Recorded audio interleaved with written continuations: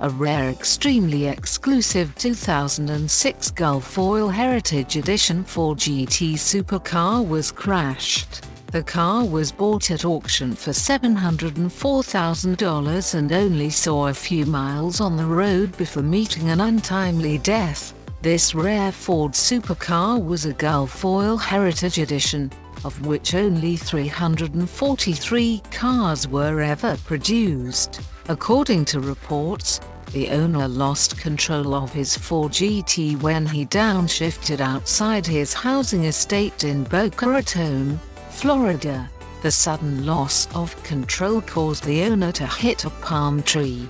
The owner told cops that it was his inexperience with manual cars caused the accident, and also adding to it was the old tires and slippery conditions. There is extensive damage to its front right corner.